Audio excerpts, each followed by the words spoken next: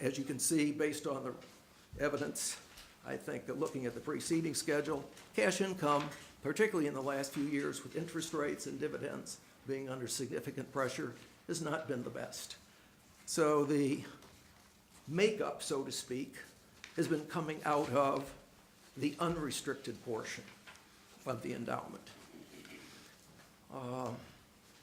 To basically try to dip into that and create, a balanced budget would cause us substantially to contribute at a rate of over 11% on the current year basis, and almost entirely charge that to the unrestricted portion.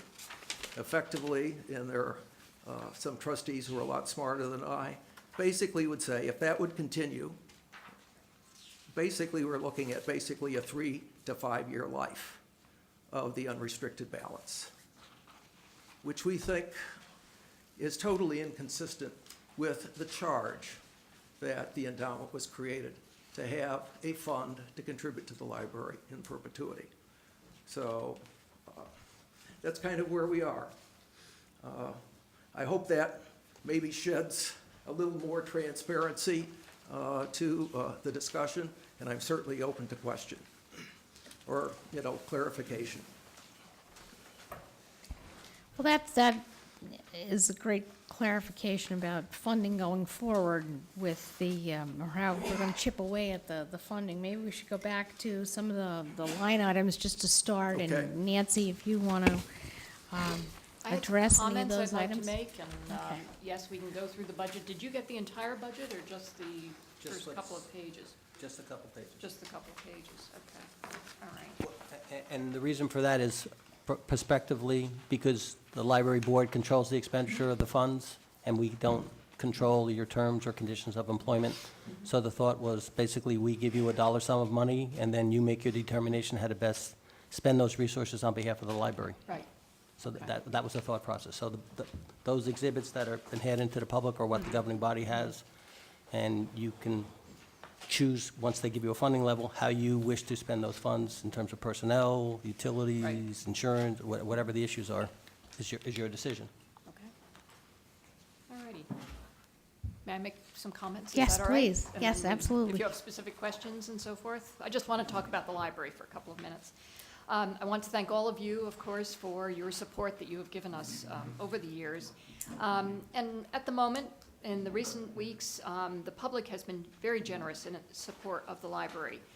We presented petitions on Monday night to you, and I have another one here to give to Marilyn for all of you. These have been signed by several hundred library users. In recent weeks, we have had a survey out. Over 900 people have completed that survey form. We asked them about their library usage patterns, preference on hours, and so forth. It's very satisfying to hear that the library plays an important role in the lives of so many Madison residents. I've had people stop me and say, one of the reasons we moved to Madison was because of the library. People made comments on their survey forms, and I'll just read you a couple. The library is a valuable asset. In these hard times, it will probably be needed more. Second one, I have just moved to Madison, and the first thing I did was get my library card. I'm so grateful it is open on Sunday. And the third one, we homeschool the children and love the time at the library. Traditionally, public libraries are more heavily used during difficult economic times, and we're certainly in that situation at the moment. Our statistics bear this out. 2008 annual statistics show a door counter of well over 109,000 people entering the front doors only. The Chase Room, we know over 20,000 people attended programs and meetings in the Chase Auditorium. Our circulation increased by 8% over the previous year. And interlibrary loan continues to grow. Our staff handled close to 10,000 interlibrary loan packages in 2008. And Madison patrons received over 15,000 items through this cooperative interlibrary loan system. We've just tallied the January statistics, continue to support this increase in usage. Circulation just for the 1 month is 13.5% over January of a year ago. Door counter is up by 26.5%. And just one of our sample programs is Miss Candy for preschoolers. And weekly we've had about 90 preschoolers and their caregivers, which makes it a little hectic. So what is today's public library? We have a lot of people who stop by, borrow a book, read a magazine, but today we're actually running 4 libraries. One, the traditional front door service. Second, an ever-growing backdoor interlibrary loan service, which I've mentioned above. 3, the website, which gives people access to the library information, countywide database of collection and online databases. And then the 4th, all the programs offered in the Chase Room. The library is an important community center for all ages, and actually is probably the most heavily used in terms of patron or public use of any of your public-funded buildings. Every day we see patrons using computers to update their resumes. Our staff proctors exams for those involved with long-distance learning. Tuesday nights we host an ESL class, and in fact we have a lot of tutoring that goes on in the library. We work closely with Literacy Volunteers of America in offering space for their individual tutoring program.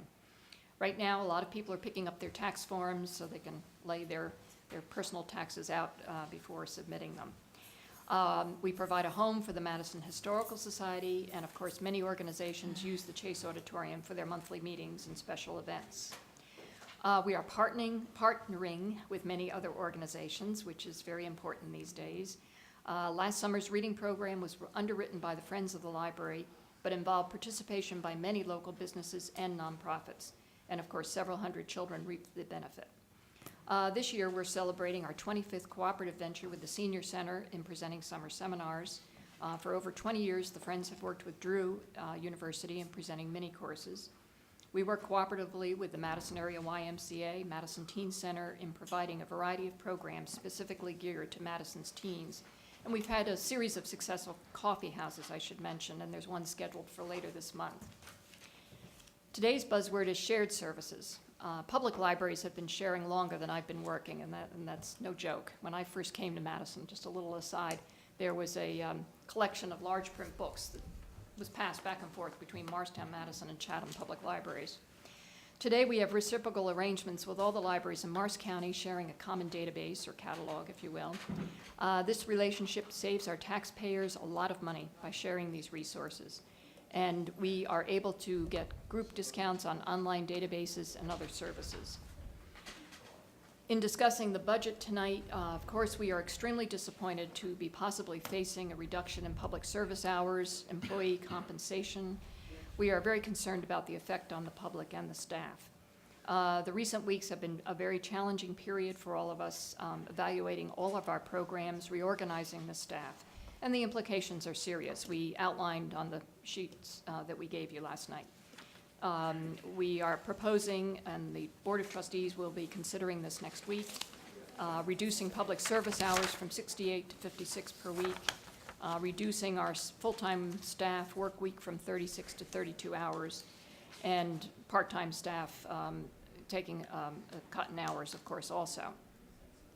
And talking, if you will, infrastructure, there's a 33.9% reduction in funds available to buy new books and media, and that's serious for our collection also. We have some staff members here tonight. They're all very concerned about their own well-being as well as the library's well-being. We have a very dedicated, loyal staff.